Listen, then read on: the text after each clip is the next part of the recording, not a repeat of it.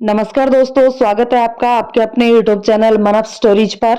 चलिए आज की कहानी शुरू करते हैं। दोस्तों, ये कहानी मेरे दिल के बहुत ही करीब है। मुझे ये बहुत ही अच्छी कहानी लगती है। आप भी इस कहानी को जरूर अंत तक देखिएगा और एक बार विचार जरूर कीजिएगा कि आज के इस युग में वास्तव में इस कहानी में जिस तरीके से दर्शाया गया है उसकी बहुत ज्यादा जरूरत है। और कमेंट करके बताइएगा कि आपको इस कहानी ये जो कहानी है कैसी लगी। तो चलिए कहानी शुरू करते हैं। आज शीला बहुत ही बेचैन दिख रही थी क्योंकि रमेश जी आज उसे पार्क में नहीं दिखे। वह इस समय तक बिना कोई भी दिन छोड़े जरूर आते थे, पर आज वह अभी तक नहीं आए। कभी कुछ नहीं नहीं, वह तो कल भले चंगे दिख रहे थे। आज वो उनके लिए गाजर का हलवा भी तो बना कर लाई थी। कल ही तो कह रहे थे कि उन्हें गाजर का हलवा बहुत पसंद है, पर डॉक्टर ने मीठा और बाहर का खाने से मना किया है। तो शीला ने उनके लिए शुगर फ्री से हलवा बनाया था। सोचा था उन्हें सरप्राइज देगी, पर वह तो आज खुद ही सरप्राइज हो गई। मन में हजारों ख्याल भी आने लगे। फोन नंबर भी नहीं लिया कभी। वॉक करती पर निगाहें रमेश जी को ही खोजती। इस विशाल शहर में उन्हीं से तो अपनापन मिला था, वरना वह निराशा के गर्त में चली जा रही थी। शीला जी याद करने लगी जब वह पहली बार दिल्ली आई थी। बड़ा बेटा उसे जबरदस्ती शहर ले आया था। वह प्राइमरी स्कूल की टीचर थी। रिटायरमेंट हुआ तो घर काटने को दौड़ने लगा। पति तो 5 साल पहले ही किडनी की वजह से चल बसे थे। वह तो बस दीवारों से ही बात करती। बड़ा बेटा उसे अपने साथ ले आया, पर वह यहां भी क्या करे। बेटा 9 बजे बैंक चला जाता और बहू 10 बजे चली जाती। रह जाती शीला और उसकी 7 साल की पोती, जो लॉकडाउन की वजह से स्कूल नहीं जा रही थी। बस उसी के साथ बतियाती या फिर पार्क में आ जाते दोनों। एक दिन पार्क में बैठी अपने अतीत के पन्ने खोल रही थी। संघर्ष के दिनों में भी वो अकेली ना थी। बेटों की जिम्मेदारियां थी उस पर वो टूटी नहीं। दोनों को पढ़ा लिखा कर सरकारी नौकरी में लगा दिया। एक बैंक में काम करता था और एक कॉलेज में प्रोफेसर बन गया था। दोनों की शादी बच्चों से वह निपट चुकी थी। अपनी छोटी सी नौकरी से वह बचा रही थी और खा रही थी। पर अब तो नौकरी भी ना रही जिसके सहारे जी रही थी वह। इसलिए बड़ा बेटा वरुण उसे अपने साथ ले आया। अपने अतीत में उलझी पार्क में बैठी थी कि तभी एक आवाज कानों में पड़ी, चलती रहिए, चलने का नाम ही जिंदगी है। इस अनजान शहर में पहली बार कोई उससे बोला था, वरना यहां तो गाड़ियों का शोर ही बोलता था। उन्होंने अपना परिचय पास वाली बेंच पर बैठते हुए दिया कि मेरा नाम रमेश है, यहीं पास में रहता हूं। शीला जी ना चाहते हुए भी मुस्कुरा दी। अपनी पानी की बोतल खोलते हुए बोले, आप बहुत परेशान लग रही हैं। अरे जो हुआ जाने दीजिए, आगे बढ़िए, जिंदगी बहुत खूबसूरत है। इतना कहते हुए पानी पी, बोतल रख, फिर चल दिए। शीला उनको जाते हुए देखती रही और मन ही मन बड़बड़ाती रही कि हाँ, जिंदगी में सब खुशियां हो तो जिंदगी खूबसूरत ही लगेगी। इन्हें क्या पता कि हम पर क्या बीती। चले आए ज्ञान देने। अब यह रोज का नियम हो गया। शीला पार्क में जाती और रमेश जी को अपने से पहले पाती। वह मुस्कुराकर हाथ हिलाते, पर शीला सिर्फ मुस्कुरा देती। धीरे धीरे दोनों हाय हेलो कर लेते। एक दिन रमेश जी पूछ बैठे, कहीं बाहर से आई हो, आपको पहले तो कभी नहीं देखा। शीला जल्दी किसी को अपने बारे में नहीं बताती, तो बस मुस्कुरा कर बोली, पास में ही मेरा बेटा रहता है, उन्हीं के पास आई। वह बात पूरी भी ना कर पाई कि रमेश जी बोले, स्वागत है दिल्ली शहर में, दिल्ली तो दिल वालों की है। शीला देखती रह गई। इस उम्र में इतनी जिंदा दिली। एक वह देखो, हमेशा बुझी बुझी रहती है। पार्क में बुजुर्गों का एक बड़ा ग्रुप बन गया था, जहां सब एक दूसरे के सुख दुख में शामिल होते। कभी बॉल से खेलते, कभी अंताक्षरी, कभी किसी का जन्मदिन मनाते, तो कभी न्यू ईयर। शीला जी को भी उस ग्रुप में रमेश जी ने शामिल कर लिया। इस ग्रुप में अधिकांश अपने जीवन साथी खो दिया था या किसी बीमारी से पीड़ित थे। सब एक जैसे थे, ना कोई अमीर ना गरीब। सब शुगर बीपी जोड़ों के दर्द से जूझ रहे थे। शीला को इस ग्रुप में शामिल होकर बड़ा सुकून मिल रहा था। अपना दुख उसे अब बहुत कम लगने लगा। वो देखकर आश्चर्यचकित होती कि जिंदगी की अंतिम बेला में भी सभी कितने ऊर्जावान थे। उनकी ऊर्जा देखकर शीला ने भी अपनी उदासी का चोला उतार फेंका। अब वह सुबह का इंतजार करने लगी। एक दिन मिसेस देशमुख का जन्मदिन था। सब कुछ न कुछ बनाकर लाने वाले थे। शीला ने सोचा क्या बनाए। पाक कला में तो वह बहुत ही निपुण थी, पर यहाँ तो दिल्ली वाले हैं, यह लोगों को उनकी बनाई चीजें पसंद भी आएंगी। फिर भी उसने बड़े प्रयास से अलसी के लड्डू बनाए, जो सर्दी में फायदेमंद और घुटनों के लिए बहुत अच्छे होते हैं। शीला डब्बा संकोच के साथ घर से ले तो आई। सब अपना अपना खाना खिला रहे थे। कोई पोहा तो कोई ढोकला, कोई रसगुल्ला लाया था। रमेश जी ने शीला को डब्बा छुपाते हुए देख लिया था। रमेश जी ने झट से डब्बा छीन लिया और उसके लड्डू सबको खुश कर गए। बचे हुए लड्डू रमेश जी अपने घर ले गए और कई दिनों तक उनकी तारीफ करते रहे। शीला की जिंदगी बदलने लगी। बेटा बहू भी खुश थे कि माँ का मन लग रहा है। कल की ही बात थी। रमेश जी ने बताया कि उनका बीपी बहुत बढ़ जाता है, इसलिए डॉक्टर ने उसको नमक और चीनी कम लेने को बोला है। साथ ही शुगर भी बॉर्डर पर है। पर सर्दियां हो और गाजर का हलवा ना हो, पर मीठा खाना मना है।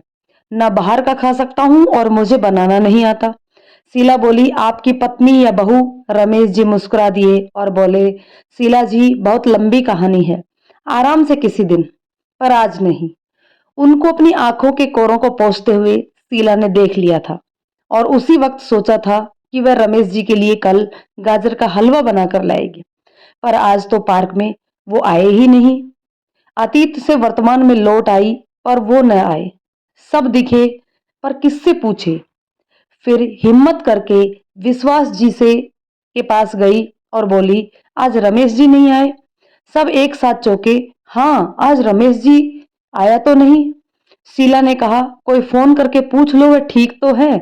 विश्वास जी ने कई बार फोन ट्राई किया, पर फोन उठा ही नहीं। शीला को रमेश जी की चिंता होने लगी। उनका हंसता मुस्कुराता चेहरा उनके सामने आ रहा था। वह घर जाने को उठी, पर उसके कदम उस ओर मुड़ गए जहां रमेश जी ने इशारा करके कहा था कि पास ही के फ्लैट में मैं रहता हूं। पर कौन सा फ्लैट? शीला ने देखा, आसपास तो सब ऊंची ऊंची इमारतें बनी थी। वह बड़े असमंजस में थी कि क्या करे। फोन नंबर भी तो ना थे और पता भी नहीं। इन ऊंची ऊंची इमारतों में रमेश जी को कैसे खोजे? कभी डब्बे को देखती तो कभी ऊंची इमारतों को। घर वापस जाने के अलावा उसके पास और कोई चारा भी तो ना था। पर तभी गार्ड की बातें सुनी। वो किसी डिलीवरी बॉय से कह रहा था कि किस नंबर में जाना है, तो वह बोला 203 बी में रमेश खुराना के घर। उल्टे पांव शीला वापस आई और गार्ड के से कहा कि उसे भी 203 बी में ही जाना है। गार्ड ने रजिस्टर में नाम एड्रेस लिखवा लिया और धीरे धीरे लिफ्ट की तरफ बढ़ी। डिलीवरी बॉय से पूछा तो उसने बताया कि उनकी दवाइयां लेकर आया हूं। तो रमेश जी सच में बीमार हैं। उनकी चिंता और बढ़ने लगी। पर किसी अजनबी के घर जाना उसे ठीक न लगा। पर अब तो आ चुकी थी। 203 बी के बाहर आकर डिलीवरी बॉय ने बेल बजाई, पर दरवाजा ना खुला। थोड़ी देर बाद दरवाजा खुला। दरवाजा रमेश जी ने ही खोला। सामने शीला को देखकर चौंक गए। आप? उसने उसे अंदर बुलाया। घर में कोई भी ना था। आप अचानक? शीला असहज होकर बोली। वो गाजर का हलवा और डब्बा उसने टेबल पर रख दिया।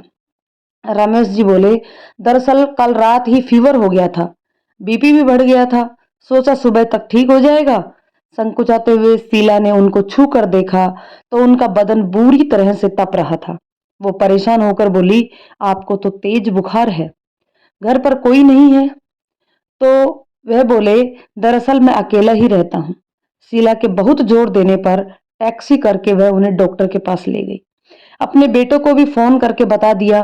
पहले तो बेटे को बड़ा अटपटा लगा कि माँ ऐसे किसी को, फिर सोचा बूढ़ी है, थोड़ा मन ही लगा रहेगा। डॉक्टर ने रमेश जी को 5 दिन की दवाई और हल्का खाना खाने की सलाह दी। बीपी की गोलियां भी बढ़ा दी। साथ ही हर घंटे बुखार मॉनिटर करने को कहा और बुखार न उतरने पर कोरोना का टेस्ट करवाने के लिए बोला। रमेश जी ने शीला से कहा, आप मेरी वजह से, शीला बोली, आपने ही मुझे हंसना सिखाया। और अब आप, अरे ऐसे कैसे छोड़ दूं? वह उन्हें घर पर ले गई, पर समस्या यह थी कि उनकी देखभाल कैसे की जाए और खाने पीने की भी समस्या थी। शीला करीब 1 घंटे वहां रुकी। रमेश जी को कुछ अच्छा महसूस होने लगा तो अपने घर चली गई। घर पर आकर उसे बड़ी बेचैनी हुई। इतना खुश मिजाज इंसान और निपट अकेला, और आज जब वह बीमार है तो कोई भी उसके पास नहीं है। वो क्या खाएंगे? क्या इतनी बड़ी दुनिया में कोई नहीं? वह तो खुद को ही दुनिया का सबसे बड़ी दुखियारी समझती थी। पर रमेश जी, आज दोपहर उसने खिचड़ी बनाई और काम वाली के हाथों रमेश जी के घर भिजवा दी। अब तो वह फोन पर उनका हालचाल पूछती रहती, दवाइयों की हिदायत भी देती रहती। बेटे बहू के जाने के बाद रमेश जी के घर हल्का भोजन भिजवा देती। शीला की देखभाल रंग लाई और रमेश जी नॉर्मल हो गए। 5 दिन का समय भी निकल गया। थोड़ी कमजोरी थी, पर उन्हें पार्क में देख सबके चेहरे खिल गए। शीला जी ने गहरी सांस ली।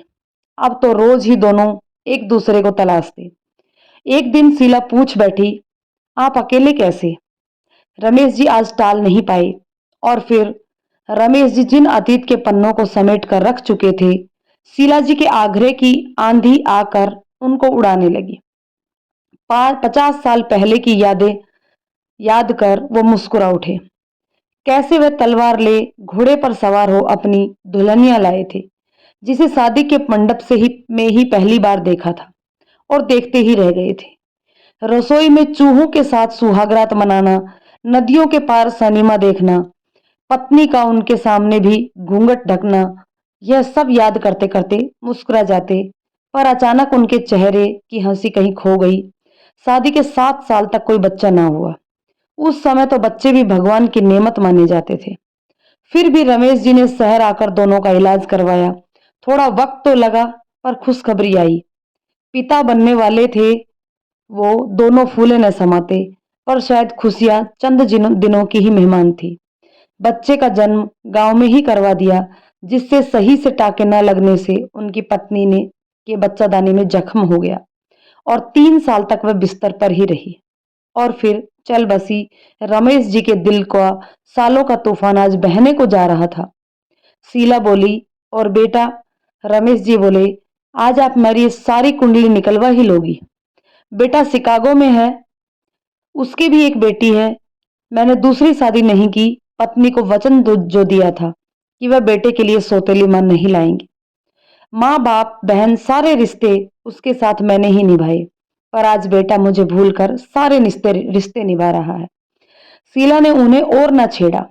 सवाल तो उसके पास बहुत थे, पर आज उसने रमेश जी को काफी दुखी कर दिया था। उसके हाथ पर हाथ रखकर शीला ने कहा, हिम्मत रखिए रमेश जी। दोनों अपनी अपनी अधूरी जिंदगी जी रहे थे, पर अब उनको सुख दुख बांटने वाले दोस्त मिल गए थे, जो उनके पलों में रंग भर रहे थे। शीला अब खुश रहने लगी। उसने एक दिन अपने को आईने में देखा तो महसूस किया कि वह इतनी भी बूढ़ी नहीं हो गई है। उसे भी सजने संवरने का अधिकार है। वह बाजार से हेयर कलर ले आई और बालों को कलर कर लिया। साड़ी भी करीने से पहनने लगी। सुबह पार्क जा रही थी तो उसकी बहू की नजर उस पर पड़ी। देखकर चकित रह गई कि माँ जी को यह क्या बचपना सूझा है। यह कोई उम्र है सजने संवरने की? उसने अपने पति वरुण को बुलाकर कहा, माँ जी को तो देखो जरा। बेटे ने जब माँ को देखा तो उसके पहले तो हंसी छूट गई, फिर बोला, माँ ये सब क्या है? शीला को लगा जैसे उसने कोई बहुत बड़ा गुनाह कर लिया हो।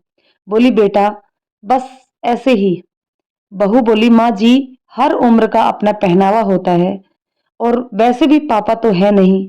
फिर शीला को बहू की बात कांच की तरह चुभ गई। वह चुपचाप अपने कमरे में गई।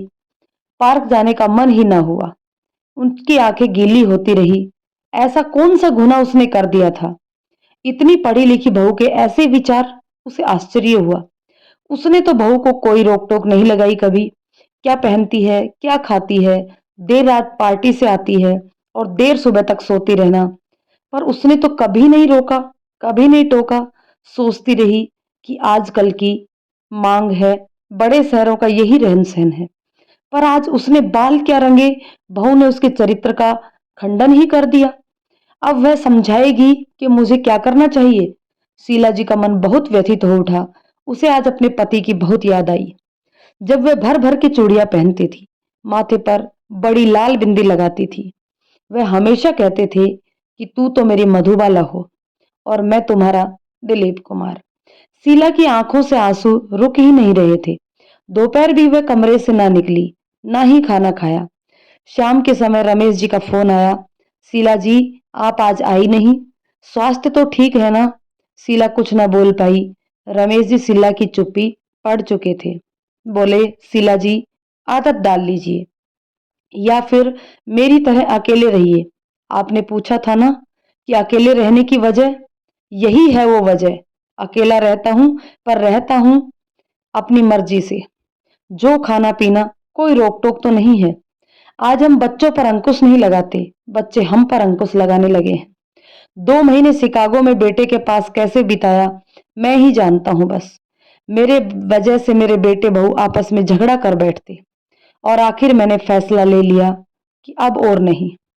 शीला जी ने फोन रख दिया। रमेश जी की बात उसे समझ आ रही थी। पूरे जोश के साथ बाहर निकली, अपना खाना गरम कर खाया। रात गए जब बेटा बहू आए तो उसने नॉर्मल रहना ठीक समझा। रात के लिए उसने अपने लिए 2 गाउन भी खरीद लिए। बहू बोलने को हुई तो उसने हाथ के इशारे से कह दिया, बेटा, मैं तुम्हें पूरी आजादी देती हूँ, पर तुम मेरी आजादी तो तय मत करो। बहू चुप हो गई। शीला का विश्वास वापस आ गया। अगली सुबह वह पार्क गई तो रमेश जी को देख मुस्कुरा दी।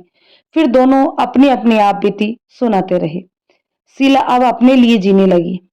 पेंशन का अच्छा खासा पैसा आता था। पहले वह बच्चों को ही दे देती थी, पर अब उसने अपने लिए जीना सीख लिया। पार्क में उसकी सहेलियां बन गई थी, उनके साथ खरीदारी भी कर लाती, पर उसकी बहू को शीला की आजादी रास नहीं आ रही थी। वह अपने पति के कान भरने लगी। माँ को देखो कितना फालतू खर्चा करती है, कभी नई साड़ी, तो कभी जगराता, तो कभी जन्मदिन। कहाँ कहाँ क्या क्या कर रही है, तुम्हें कुछ पता भी है? उनके आने से वैसे भी इतना खर्चा बढ़ गया है, अब यह सब भी। बहू ने बेटे को एक प्लान समझाया। बेटा पहले तो सुनता रहा, फिर आखिरकार एक दिन माँ को बोल ही पड़ा, माँ, हम बड़ा फ्लैट लेने की सोच रहे हैं, आपकी सेविंग से भी कुछ मदद हो जाती। शीला उसका मुंह देखती रह गई। दोनों मियाँ बीवी अच्छा खासा कमाते हैं और नजरें उसकी पेंशन पर। शीला को पहली बार एहसास हुआ कि उनकी जन्मी हुई संतान उन्हें छल रही है। उसने दोनों पुत्रों से कभी उनकी कमाई का हिसाब किताब न मांगा था। वह सब खर्चा खुद करती थी। यहाँ तक कि पति की बरसी पर उसने ब्राह्मण भोज खुद के पैसों से करवाया था। उसके पास कौन सी जमा पूंजी थी जिस पर बेटों की निगाह अटकी हुई थी? पेंशन से गुजर बसर हो जाती है। वह तो वैसे भी दोनों बच्चों के जन्मदिन हो या शादी की सालगिरह, कुछ ना कुछ सबको दिला ही देती है। इसी को जिंदगी मान जी रही थी। खुद खुश रहने का अधिकार तो शायद पति के जाने के साथ ही खत्म हो गया था। शीला की चुप्पी से बेटा वहां से चला गया। शीला की खामोशी को उसने इनकार समझ लिया। इस बात को कई दिन गुजर गए। आज पार्क में जब वह पहुंची तो देख हैरान रह गई। सब उसका इंतजार कर रहे थे। हैप्पी बर्थडे टू यू से वातावरण गूंज उठा। उसे तो खुद को ही याद नहीं था कि उसका जन्मदिन है, पर इन सबको कैसे? केक कटा और फोटो निकाले गए। सबने मिलकर शीला जी का गरम सोल भी उपहार में दिया। शीला ऊपर से शर्मा रही थी, पर अंदर से खुश थी। रमेश जी ने उसके हाथ पर गणेश जी की छोटी सी प्रतिमा रखी और कहा, इसे हमेशा साथ रखिए, कठिन समय में हिम्मत देगी। उसकी आंखों से आंसू बह निकले। आप सबको? सब एक साथ बोले। आप तो छुपाने के मूड में थी, रमेश जी ने ही प्लान बनाया। वह उनका चेहरा देखने लगी तो वो मुस्कुरा कर बोले, डिजिटल मीडिया का कमाल है। ओह, अच्छा, उसने फेसबुक पर अपनी डिटेल्स डाल रखी हैं। रमेश जी के कहने पर ही तो उसने फेसबुक ज्वाइन किया था। आज समोसा पार्टी चल रही थी। कोई चाय बनाकर लाया था तो कोई पकोड़े। खुशी खुशी वह घर की तरफ मुड़ी। उसके दोनों बच्चों तक को उनका जन्मदिन याद न था। बहुओं से तो उम्मीद ही क्या करे। वह बार बार उस सोल पर हाथ घुमाती। बरसों बाद किसी ने उसे उपहार दिया था। गणेश जी की प्रतिमा उसने सामने मेज पर रख दी। उसे सच में लगता कि सामने रमेश जी खड़े हों, उसे ताकत दे रहे हों। रात ढले जब बेटे बहू आए तो उसे लगा कि कोई तो उसे जन्मदिन की बधाई देगा, पर उसकी कल्पना कल्पना ही रही। अगले दिन सुबह बहू की नजर उस सोल पर पड़ी तो बोली, माँ बड़ा खूबसूरत है, कहाँ से लिया? वह कुछ बोलती उससे पहले ही बोली, मैं ले लूं, मुझे बहुत पसंद आया। वह उसका मुंह देखती रह गई, पर गणेश जी की प्रतिमा की तरफ देखा और बोली, नहीं बहू, यह मेरे जन्मदिन पर मेरे दोस्तों ने मुझे दिया है, यह अनमोल है मेरे लिए, इसे नहीं। बहू उसका मुंह देखती रह गई। जन्मदिन कब? तो शीला हिम्मत कर बोली, कल मेरा जन्मदिन था। तो बहू ने बेटे की तरफ देखा तो उसका सर शर्म से झुक गया। माँ के पास आकर बोला, सॉरी माँ, आप कभी मनाते ही नहीं। शीला जी बोली, मनाया तो कल भी नहीं था, पर बस उन्होंने पता कर लिया और मना दिया। तुम्हारी माँ का जन्मदिन पहली बार। बेटा चला गया और शीला के पास प्रश्न छोड़ गया। अपनों को भी अपनी अहमियत समझानी पड़ती है क्या? शीला के जिंदगी के पन्ने एक एक कर फड़फड़ा कर उड़ने लगे। बच्चों के जन्मदिन के एक हफ्ते पहले से वह उत्साहित हो जाती थी। सब कुछ चुनकर उनकी पसंद का सामान लाती और पूरा दिन उसकी पसंद का ही बनाती। सब याद करते करते उसके चेहरे पर एक मुस्कान आ गई, पर आज उसका जन्मदिन तक किसी को याद नहीं। पर गलती उनकी भी कहाँ है? वह खुद भी कभी अपने लिए जी ही नहीं, बस मशीन बनी रही। पर अब और नहीं। सांझ बेला आ चुकी है, जिंदगी का कोई भरोसा नहीं। 65 साल की हो गई है, पता नहीं कब बुलावा आ जाए। जाने से पहले वह खुद के लिए जीना चाहती थी, सो उसे अच्छा लगे वह करना चाहती थी। रमेश जी की बातें उसके दिमाग पर असर डालने लगी थी। अब शीला खुश रहने लगी थी। उसने बहू और बेटे से मोह करना छोड़ दिया। वह अपने में मस्त रहने लगी, अपने काम से काम रखने लगी। शीला को खुद एहसास हुआ कि वह खुद को हल्का महसूस करती है, पर बहू को शीला में यह परिवर्तन रास न आया और सहसा विश्वास ही ना हो रहा था कि हमेशा गुमसुम रहने वाली माँ जी में यह परिवर्तन कैसे हुआ। अब उसकी निगाहें शीला पर ही रहती। ऐसे ही एक दिन जब शीला नहाने गई तो उसकी बहू उसके कमरे में आ गई और उसका फोन चेक करने लगी। वह देखकर दंग रह गई कि माँ जी अब फेसबुक व्हाट्सएप पर है और ढेरों मैसेज करती है। उसने अपने पति को बढ़ा चढ़ाकर कहानी सुना दी, रमेश जी के मैसेज भी दिखा दिए जो सुप्रभात शुभ रात्रि दोनों करते थे। बेटे को भी माँ में खोट नजर आने लगा। शीला नहाकर निकली ही रही थी तो दोनों उस पर बरस पड़े। माँ ये क्या है? वह दोनों से कुछ कहती, उन्हें कुछ समझा पाती, उससे पहले ही उसका पैर फिसल गया और सर वॉश बेसिन में टकरा गया। बाथरूम में खून की दहार बह निकली। बहू बोली, अब एक और खर्चा। शीला बेहोश हो गई। उसे डॉक्टर के पास ले गए। शीला के पैर और सिर में गंभीर चोट आई। उसके पैर पर प्लास्टर चढ़ गया, सर पर भी 8 टाके लगे। शीला 2 घंटे तक हॉस्पिटल में रही। उसके बाद उसे घर ले आया गया। अब उसका पार्क जाना छूट गया। रमेश जी फोन करते, मैसेज करते, पर वह किसी को कोई जवाब नहीं देती। वह बेटे बहू की नजर में गिरना नहीं चाहती थी, पर वह अपने दोस्तों और पार्क को बहुत याद करती। पर बेटा बहू की नजरें बता रही थी कि उन्हें उसमें खोट दिख रहा है। शीला चुपचाप लेटी रहती, आंसू बहाती रहती। बेटा बहू काम करने चले जाते, काम वाली खाना रखकर चली जाती। उसे उठने बैठने में कष्ट होता, पर कोई नहीं था। बेटे बहू ने 2 दिन की छुट्टी लेना भी जरूरी नहीं समझा। 7 साल की पोती थी, वही उसका सहारा थी। वह उसकी मदद कर देती, पर थी तो वह बच्ची ही। ऐसे ही एक दिन वह बैठी थी, दरवाजे की घंटी बजी। पोती ने दरवाजा खोला तो लगा एक भौचाल अंदर आ गया हो। पार्क के सारे दोस्त उसके घर पर थे। सबके हाथों में फल फूल मिठाइयाँ और कार्ड थे। उनको लगा कि उसका कोई अपना मिल गया हो। उसकी आंखें झलक पड़ी। शीला सबको देखकर बहुत भावुक हो गई। लगा कोई बिछड़ा हुआ मिल गया हो। वो सबका उठकर स्वागत करना चाहती थी, उनके लिए पकवान बनाना चाहती थी, पर शरीर और मन दोनों से लाचार थी। रमेश जी शीला के मन के भाव पढ़ चुके थे और बोले, चलो निकालो। तो सब डिब्बे में से जलेबियां निकालने लगी। हंसते हंसाते 2 घंटे कब बीत गए पता ही ना चला। सबने शीला जी के प्लास्टर पर अपने अपने संदेश भी लिखे। शीला रमेश जी की तरफ देखकर बोली, आप सबको कैसे पता चला? रमेश जी मुस्कुराकर बोले, जैसे आपको हमारी तबीयत का पता चला था। शीला मुस्कुरा दी। बहू के आने का वक्त हो रहा था। शीला जी अंदर से बहुत डर रही थी कि कहीं बहू क्या कहेगी, कहीं सबके सामने कुछ ना बोल दे। सबकी मस्ती चल रही थी, तभी दरवाजे की घंटी बजी। शीला अंदर तक कांप गई। सामने बेटा और बहू थे। दोनों अचरज से सबको देख रहे थे। इतने सारे लोग, पर भगवान का शुक्र था कि दोनों सबके सामने कुछ ना बोले। शीला ने चैन की सांस ली। सबके जाने के बाद बहू का बड़बड़ाना शुरू हो गया। घर को धर्मशाला बना रखा है, जो देखो मुंह उठाकर चला आता है। अब इतनी गंदगी हो गई है, कौन करेगा इसको साफ? एक तो ऑफिस से थक कर आओ और अब ये सब नौटंकी।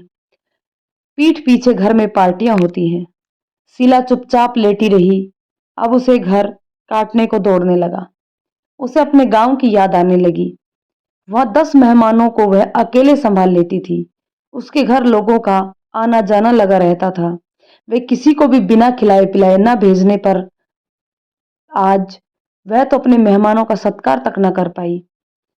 उसे अब यह घर अपना सा ना लगता। शीला धीरे धीरे ठीक होने लगी। प्लास्टर भी कट गया। डॉक्टर ने कुछ एक्सरसाइज बताई और आराम से चलने फिरने का बोल दिया। अब वह पार्क भी जाने लगी। लगा उसकी जिंदगी वापस आ गई हो।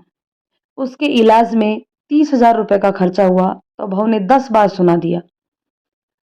शीला जी ने बहू के हाथ पर 30,000 पकड़ाकर कहा, बेटा अपने पति से पूछना कि उसके ऊपर कितना कर्जा है मेरा, वो कब लौटा रहा है। बहू शीला का मुंह देखती रह गई। अब शीला को उस घर में रहना मुश्किल होता जा रहा था।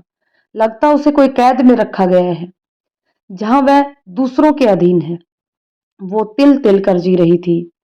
बेटा सब देखता रहा और अनदेखा करता रहा। शीला भी नहीं चाहती थी कि उसकी वजह से उन दोनों के बीच मनमुटाव हो।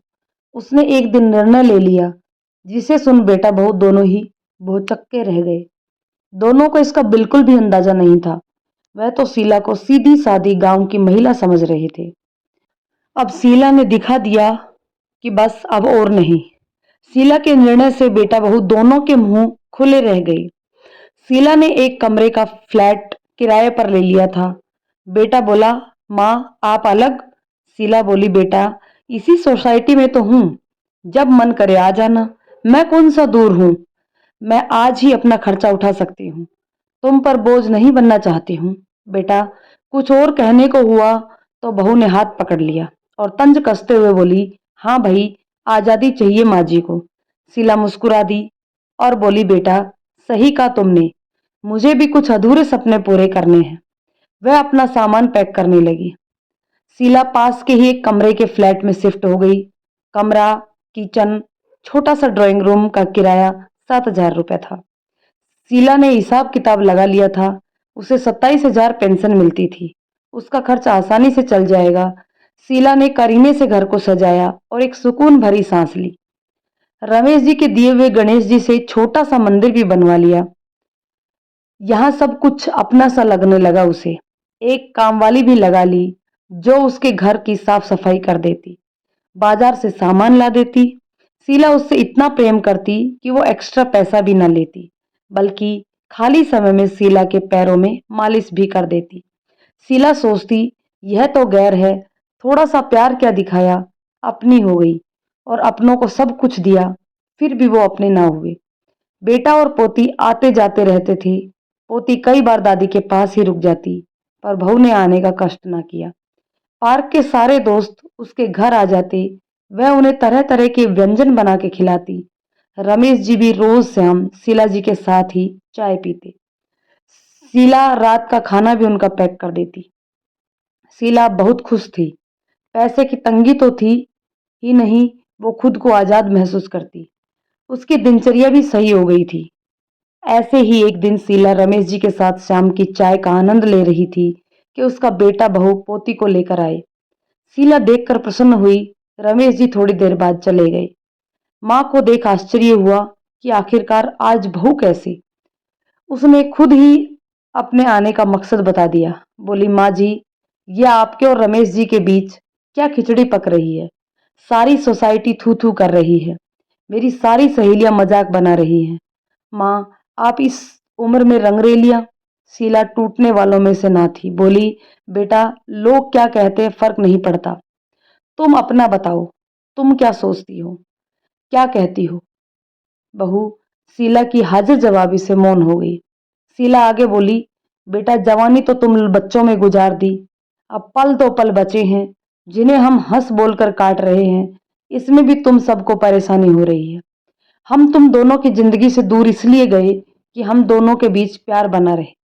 रही रमेश जी की बात, तो उन्होंने ही मुझे जीना सिखाया, हंसना सिखाया, वरना मैं तो दुखियारी बनी रोती ही रहती। बेटा बोला, आप नहीं जानती माँ, ये बड़े शहरों के लोग अपना बनाकर लूट लेते हैं, आप इनके चक्करों में मत पड़ो।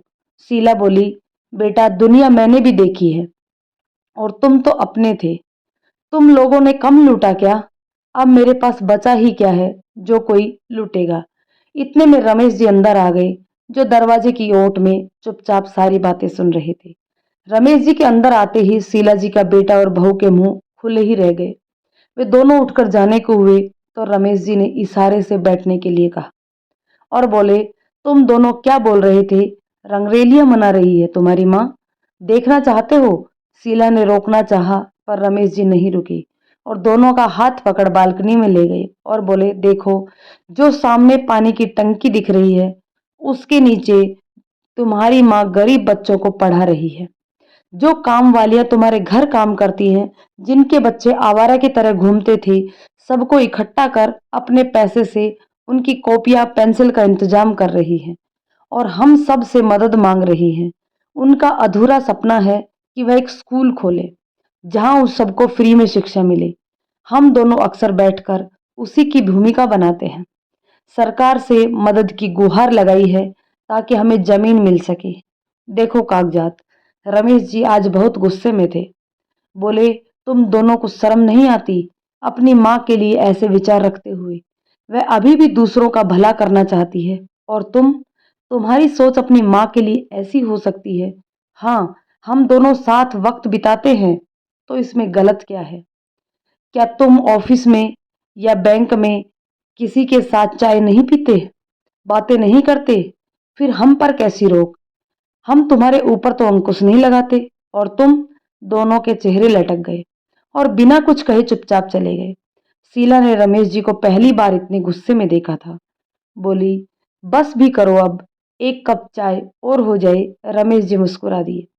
आपके हाथ की एक क्या, 10 कप चाय भी पी सकता हूँ। शीला आज बहुत खुश थी। उसका सपना पूरे होने के कारण कगार पर था। सबकी मेहनत रंग लाई और स्कूल के लिए एक पुरानी हवेली मिल गई, जिसमें थोड़ा बहुत काम करवा कर स्कूल का रूप दे दिया गया। सबने हाथ खोलकर मदद की। 50 बच्चे स्कूल में आने लगे, जिनकी संख्या वक्त के साथ बढ़ती जाती। उनके कॉपी किताबों का खर्चा सब मिलाकर करते। शीला को स्कूल का प्रधानाचार्य बना दिया गया, जिसको जब समय मिलता मदद करता। स्कूल के बच्चों की संख्या बढ़ती जा रही थी। पैसों की कमी भी होने लगी, पर काम रुका नहीं। रमेश जी ने अपनी सारी जमा पूंजी दे डाली। शीला उन्हें देख रही थी। रमेश जी बोले कि मेरा तो कोई सपना बचा नहीं, सोचा आपका सपना ही पूरा कर दूं। कोई तो अपने सपने को जी ले। यह स्कूल धीरे धीरे चर्चा का केंद्र बन गया। यहाँ के बच्चे प्राइवेट स्कूल के बच्चों जैसे अंग्रेजी में बोलने लगे। उनके माँ बाप बहुत खुश थे। बच्चों को पढ़ाई के साथ साथ जिंदगी की शिक्षा भी मिल रही थी। एक दिन शीला जी की फोटो अखबार का हिस्सा बन गई। बहू बेटा ने देखा तो देखते ही रह गए। शीला और उसके सभी मित्रों को इस उम्र में एक अच्छा भला करने का कारज मिल गया था। सभी बहुत खुश थे। कई दिनों से शीला ने महसूस किया कि रमेश जी कुछ असहज महसूस कर रहे हैं। कोई बात है जो उनको खाई जा रही है। बहुत पूछने पर भी ना बताते, पर शीला कहाँ मानने वाली थी। उसने बात को उगलवा ही लिया, जिसे सुनकर उसके होश ही उड़ गए और उसे अपने सपने अधूरे लगने लगे। रमेश जी ने बताया कि कल अचानक उनका बेटा आ गया है। सब ने उसके कान भर दिए कि मैंने अपना सारा पैसा तुम पर लुटा दिया है। तब से जिद कर रहा है कि यहाँ का मकान बेचकर उसके साथ चले। शीला अवाक रह गई। उसके बेटे बहू क्या कम थे, अब ये भी। शीला रमेश जी के बिना अपने आप को अधूरा पाती। वह चुपचाप घर चली गई। इस महानगर में उसे रमेश जी ने ही जीने की चाहत पैदा की थी, उसके सालों के सपने को पूरा करवाया था। अब अचानक चले गए तो नहीं नहीं, मैं उन्हें नहीं जाने दूंगी। पर किस हक से रोकेगी? ये दुनिया ऐसी ही है। यह रिश्तों को नाम देना जरूरी है। बिना नाम के रिश्ते नहीं चलते। बेनाम रिश्ते बस बदनाम हुआ करते हैं। इंसानियत, प्रेम, विश्वास, इन सब के कोई रिश्ते नहीं है दुनिया में। उधर रमेश जी का भी जाने का मन नहीं था, पर बेटा जिद पर अड़ा हुआ था। उसे डर था रमेश जी मकान भी कहीं किसी को ना दे दे। वह अपनी मोटी जमा पूंजी स्कूल में लगा ही चुके थे। रमेश जी को भी रात को नींद न आई। एक हफ्ते बाद के टिकट बेटे ने करवा लिए। इसी बीच मकान भी बिकाऊ कर दिया। शीला सुबह पार्क गई पर रमेश जी ना दिखे। सोचा बेटा आया हुआ है, शायद व्यस्त होंगे। फिर वो स्कूल भी नहीं आए और अगले दिन भी ना दिखे। शीला से रहा नहीं गया और एक बार फिर उसके कदम रमेश जी के घर की तरफ मुड़ गए। घंटी बजाते हुए उसके हाथ कांप रहे थे। कहीं उसका बेटा भी, पर मन को क्या समझाती। शीला से रहा ही नहीं गया और फिर घंटी बजा ही दी। सामने रमेश जी की तरह ही लंबा चौड़ा युवक था। अंदाजा लगाते हुए उसे देर न लगी कि यह उनका बेटा ही होगा। शीला जी बोली, रमेश जी हैं? वह बोला, आप कौन? मैं शीला। ओह, तो आप ही हैं शीला जी, जो मेरे भोले भाले पापा को बहला फुसलाकर उनकी सारी प्रॉपर्टी हड़पना चाहती हैं। माफ करना शीला जी, मैं ऐसा नहीं होने दूंगा। उसके चेहरे पर नफरत के भाव दिखाई दे रहे थे। शीला वापस मुड़ने को हुई, तभी रमेश जी की आवाज से उसके कदम ठिठक गए। शीला, रुको बेटा, ये क्या पागलपन है? घर आई मेहमान से ऐसे बात की जाती है? रमेश जी ने अपने बेटे को डांटा। मेहमान? अरे, यह तो आपकी मुझसे भी ज्यादा सगी है। उसने तंज कसा। रमेश जी से रहा नहीं गया और बोल ही पड़े, सही कहा बेटा तूने। तू तो सालों से वहां बैठा था, आज अचानक हमारी जिंदगी के निर्णय लेने चला आया। तब कहाँ था जब मैं बुखार से तड़प रहा था? तब यह थी मेरे पास। तूने कभी सुध ली कि मैं जिंदा भी हूं या नहीं? कितनी ही रातें मैंने बिना सोए काटी।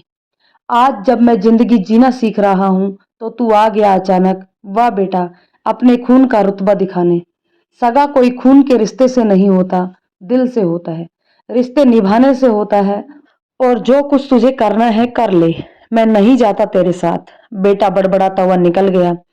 शीला ने समझाने की कोशिश की तो रमेश जी बोले, शीला, हम दोनों एक दूसरे का सहारा हैं। हमारे रिश्ते को दुनिया नहीं समझ पाई है। हमें इसे नाम देना ही पड़ेगा, वरना हम इस संध्या बेला में तिल तिल कर मरते रहेंगे। बोलो, तुम क्या कहती हो? शीला रमेश जी का मुंह देखती रह गई। शीला रमेश जी की तरफ देखकर बोली, ये क्या बोल रहे हैं आप? इस उम्र में क्यों दाग लगा रहे हैं? बच्चे क्या कहेंगे? यह दुनिया क्या कहेगी? रमेश जी, आप होश में तो हैं? कुछ ऊंच नीच का भी ख्याल है आपको? रमेश जी शीला के गुस्से को देख घबरा गए। बोले, आप मुझे गलत समझ रही हैं। हमारा रिश्ता जैसा है वैसा ही चलता रहेगा। आप चाहें तो अपने घर में ही रहें, मुझे कोई आपत्ति नहीं है। पर शीला जी, इस समाज का मुंह बंद करने के लिए हमें यह रिश्ता उन्हें दिखाना ही पड़ेगा, ताकि उनका ध्यान हम पर से और हमारी बातों पर से हट जाए। शीला जी, इस उम्र में शादी का मतलब तन से ज्यादा मन का मिलाप होता है। जवा उम्र कट जाती है, पर इस उम्र में अकेलापन नहीं सहा जाता। बरसों से तन्हा ही जी रहा था और आगे भी जी लूंगा। पर शीला जी, अगर राह में आपको अच्छा साथी मिल जाए तो साथ चलने में कोई नुकसान भी तो नहीं है। आपको अभी हमारी बातें समझ नहीं आ रही हैं। आप घर जाकर आराम से सोचना। और हम किसी की चिंता कर रहे हैं जो हमें अकेला छोड़ खुद आराम से जी रहे हैं। अगर वह हमारे साथ होते तो शायद हमें यह कदम उठाना ही ना पड़ता। शीला बिना कुछ बोले घर लौट आई। उसका मन बड़ा बेचैन हो रहा था।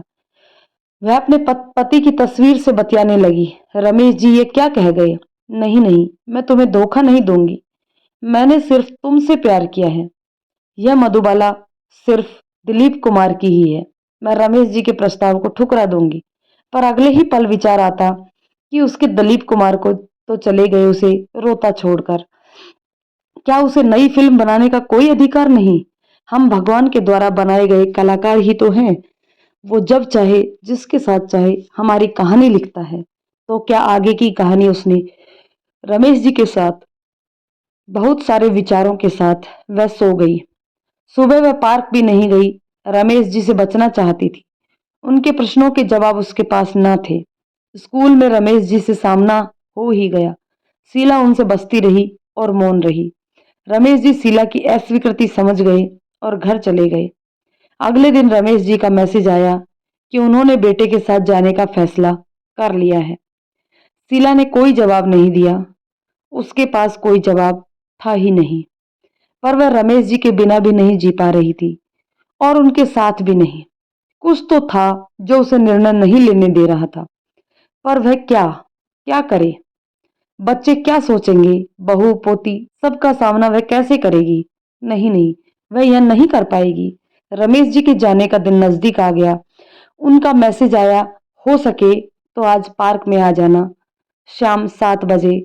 मैं हमेशा के लिए जा रहा हूँ। शीला के कदम पार्क की तरफ बढ़ गए। रमेश जी उसकी ही राह देख रहे थे।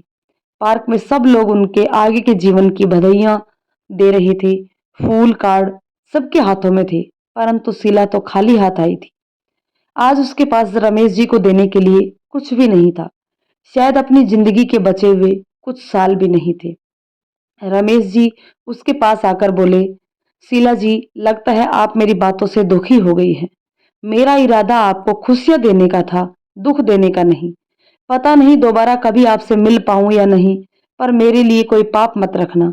मैंने आपको सच्चे हृदय से पसंद किया है और सदा चाहा कि आपकी परेशानियों को कम कर सकूं, पर मैं ही आपके दुख का कारण बन गया। रमेश जी हाथ जोड़कर माफी मांगने लगे। कुछ लोग कुछ समझ रहे थे तो कुछ अनजान थे। शीला जी रमेश जी को जाते हुए देख रही थी, पर रोक नहीं पा रही थी। एक अनजाना भय था जो उसके शब्दों को जुबान नहीं दे पा रहा था। उसकी आंखों से आंसू बहने लगे और भरे गले से बोली, अगर हो सके तो रुक जाइए मेरे लिए। रमेश जी शीला का मुंह ताकते रह गए। सब लोग प्रश्नवाचक निगाहों से शीला को देख रहे थे। रमेश जी ने सबको सारी कहानी सुना दी। सब एक ही दर्द से गुजर रहे थे। सबकी कहानी एक जैसी ही थी। बस फर्क इतना था, रमेश जी ने कदम उठाया था और सब चुप थे। हाँ, बात अटपटी जरूर थी, सबको पच भी नहीं रही थी, पर सबके दिल जानते थे कि इसमें गलत कुछ भी नहीं है। थोड़ी देर के लिए सन्नाटा छा गया। शीला जमीन में गड़ी जा रही थी। उसे सच में लगने लगा था कि वह दोनों अपराधी हैं और अपने अपराध की सजा काटने को तैयार भी थे। तभी मिसेज मेहता, जो 17 साल से अकेलेपन को सहन कर रही थी, अचानक बोली, रमेश जी, कोई समझे ना समझे, पर मैं इस दर्द को अच्छे से समझती हूँ और आपके साथ हूँ। फिर क्या था, एक एक कर सब ने अपनी स्वीकृति दे दी। शीला भी अपराध बोध से मुक्त हो गई। पर सबसे बड़ी समस्या थी कि बच्चों को कैसे समझाया जाए। क्या वह इस बात को समझेंगे और स्वीकार करेंगे? बच्चों की शादी में माँ बाप की मंजूरी हो या ना हो, पर बड़ों की शादी में बच्चों की मंजूरी बहुत मायने रखती है, क्योंकि ताउम्र माँ बाप उनके लिए ही जीते हैं और दर्द झेलते हैं। उनके खिलाफ माँ बाप चाह कर भी नहीं जा पाते। रमेश जी ने कहा कि वह अपने बेटे को तो संभाल लेंगे, पर शीला जी कैसे अपने बेटे, बहू और पोती को यह सब बता पाएगी? पर बताना तो होगा ही। किसी बाहर वाले से पता चले उससे बेहतर है खुद ही बात कर ली जाए। शीला अंदर ही अंदर कांप रही थी। नहीं, उससे यह नहीं हो पाएगा। बड़ी मुश्किल से तो उसने अपने दिल को समझाया है, पर बच्चों को कहना, नहीं नहीं, वह कभी नहीं कर पाएगी। रमेश जी ने उसका हाथ थामकर कहा, शीला जी, हम जानते हैं कि हम वह कर रहे हैं जो करने की हिम्मत सब नहीं जुटा पाते, पर इसका मतलब यह कदापि नहीं कि हम गलत कर रहे हैं या किसी को धोखा दे रहे हैं। यह जीवन ट्रेन में बैठे मुसाफिर की तरह हैं। कौन कहाँ मिलेगा, कहाँ बिछड़ेगा नहीं पता। जब तक ट्रेन में है, जो मिला उससे हंस बोल लिया और क्या। शीला खामोश थी, बस इतना ही बोली, रमेश जी आप थोड़ा समय दीजिए, मैं समय देखकर बात करती हूँ। मेरा दूसरा बेटा बहू भी है, मैं किसी से बगावत नहीं कर सकती। वैसे भी हमारे पास सासें भी कितनी हैं। आज यहाँ बैठी हूँ, कल रहूं ना रहूं। हाँ, बस इतना जरूर है कि अब मैं पीछे नहीं हटूंगी। जिंदगी रोने का नहीं, जीने का नाम है। शीला अपने घर चली गई और रमेश जी ने भी अपना जाना कैंसिल कर दिया। बेटे को समझा बुझा कर वापस भेज दिया। अब कब तक मौन रहा जा सकता था। रास्ता तो निकालना ही पड़ेगा। शीला रोज सोचती कि वह बहू और बेटे से बात करेगी, पर जबान साथ ही न देती। वह अपराध बोध सी गढ़ी जा रही थी। एक दिन जब वह रमेश जी के साथ चाय पी रही थी, तो उसकी पोती ने आकर एक मासूम सा सवाल रमेश जी से किया। आप मेरे दादू जैसे लगते हैं, आप मेरे दादू ही क्यों नहीं बन जाते। सबके चेहरे की हवैया उड़ने लगी। जिस बात को बड़े कहने में असहज हो रहे थे, बच्चे ने सच्चे दिल से वह बात कह दी थी। रमेश जी भी कहाँ चुप रहने वाले थे, तुरंत बोल पड़े। हाँ हाँ, बिल्कुल तू अपनी दादी से पूछ ले। और पोती दादी से जिद कर बैठी, इनको दादू बना लो, यह मुझे बहुत प्यार करते हैं, आप इनको अपने साथ ही रख लो। बेटा बहू का मुंह देखने लायक था। वह बच्ची को डांटने लगे और जोरों से रोने लगी। रमेश जी ने भी साफ शब्दों में कह दिया, अगर तुम बच्चों को आपत्ति ना हो तो मैं और शीला एक दूसरे का सहारा बनना चाहते हैं। शीला का बेटा बहू वहां से उठकर चले गए, पर उनका मौन बता रहा था कि वह इस प्रस्ताव से खुश नहीं थे। पर एक बात ठीक हुई थी कि बात उनके कानों तक पहुंच चुकी थी। यह अनोखा रिश्ता अब लोगों के बीच चर्चा का विषय बनता जा रहा था। हर कोई उनके बारे में बात करता, कोई दोनों की हिम्मत की तारीफ करता, तो कोई कानाफूसी करता। पर एक बात तो थी, शीला के स्कूल की तरह शादी की खबर भी मीडिया तक पहुंच गई। और फिर एक इस अनोखे रिश्ते की खबर सुन मीडिया वाले भी शीला के स्कूल पहुंच गए, शीला और रमेश जी का इंटरव्यू लेने। उन्हें किसने यह खबर दी? शीला अचरज में सोच रही थी। पीछे से उनकी बहू खड़ी खड़ी मुस्कुरा रही थी। अब आएगा मजा। बड़ा नाम कमा रही थी। अब समाज में थू थू होगी, तब पता चलेगा। पत्रकारों में से एक की आवाज आई, क्या यह सच है? आप और रमेश जी शादी कर रहे हैं? क्या आप बच्चों को यही शिक्षा दे रहे हैं? शीला घबराने लगी, पर सवालों से भागना कायरता थी। आज वह चुप नहीं रहेगी, उसका सपना टूट जाएगा। रमेश जी बोलने को हुए तो उसने उन्हें चुप करा दिया। यह उनकी लड़ाई थी, उसे ही लड़नी होगी। उसे खुद को मजबूत बनाना ही होगा। वह लंबी सांस लेकर बोली, हाँ, यह बिल्कुल सच है कि हम दोनों शादी कर रहे हैं। पर शादी करने के लिए मजबूर किसने किया? आप आप और आप सबने। इस उम्र में विवाह के मायने बहुत जुदा होते हैं। अब देह से देह का मिलन नहीं करना है, बस अपना अकेलापन बांटना है। वह अकेलापन जो तुम सब ने हमें दे दिया। देह तो अब सूख चुकी है, अरमान भी कभी के दफन हो चुके हैं। अब तो बस हम सूखे पत्ते हैं। कब टहनी से अलग हो जाएं नहीं पता। जब तक जुड़े हैं तब तक खाद पानी देखभाल की हमें भी दरकार है, पर हमें तो वक्त से पहले ही जुदा कर दिया जाता है। अब आप ही बताओ, हम कहाँ जाएं? अगर यह अकेलापन परिवार वालों से दूर हो जाता तो क्यों हम यह विचार लाते? हम तो जिंदगी के दिन गिन रहे हैं। जब तक बच्चे साथ में थे, हमें कुछ सोचने तक का वक्त ना था। बच्चे अपने अपने घरों में दुबके हैं, हमारी तरफ देखा तक नहीं। हम दोनों एक दूसरे का दुख सुख बांट लेते हैं, हंस लेते हैं, एक दूसरे की मदद कर देते हैं, बस। पर वारे समाज, उसे यह भी रास न आया, हमारे ऊपर छिटाकसी होने लगी। अरे भाई, पति तो हज गुजरे सालों गुजर गए, तब शरीर का खून गर्म न हुआ तो अब क्या होगा? रमेश जी के साथ शादी करने का फैसला इसलिए लिया था कि आप सबको मुहूर्त दिख जाए और हमारा हंसना बोलना आपको ना अखरे। शीला की आंखों की कोरे भीग रही थी। रमेश जी ने शीला का हाथ थाम लिया और बोले, जब बच्चे साथ छोड़ दें तो हम क्या करें? मजबूर हो हमें एक दूसरे का हाथ थामना पड़ा। और किसी का कोई सवाल है तो बोलो। तभी भीड़ में से तालियों की आवाज आई। ये और कोई नहीं, शीला की पोती थी। बोली, आप सच में मेरे दादू हो। दादू, आई लव यू। और अचानक तालियों से पूरा स्कूल गूंज उठा। आसपास रहने वालों के लिए यह रिश्ता मिसाल बन गया। सब उनके साहस की सराहना करते। दोनों ने एक प्रश्न उठाया था कि जब बच्चे साथ छोड़ दें तो बूढ़े माँ बाप क्या करें। क्या दोनों का कदम गलत था? अगर हाँ, तो सही कदम क्या था? क्या वे तन्हाई में रोते रहते और एक दिन रोते रोते दम तोड़ देते, या शीला जी और रमेश जी की तरह समाज को नया रास्ता दिखाते? आप सब अपनी प्रतिक्रिया अवश्य दें। दोस्तों, आज के इस युग में, इस आधुनिक युग में ये कहानी हर घर में मिलेगी। तो क्या ऐसा संभव नहीं है कि जो बुजुर्ग व्यक्ति एक दूसरे का सहारा बन सके, उनको बना दिया जाए, उनको एक साथ बांध दिया जाए? मुझे ये कहानी बहुत ही अच्छी लगी। आपको ये कहानी कैसी लगी? कमेंट करके ज़रूर बताइएगा। अपनी राय ज़रूर दीजिएगा कि क्या वास्तव में ऐसा होना चाहिए या नहीं। तो दोस्तों, अगर ये आपको कहानी पसंद आई हो तो इसे लाइक शेयर करें, और यदि चैनल पर नए हैं तो प्लीज़ चैनल को सब्सक्राइब ज़रूर कर लें। नमस्कार दोस्तों, धन्यवाद।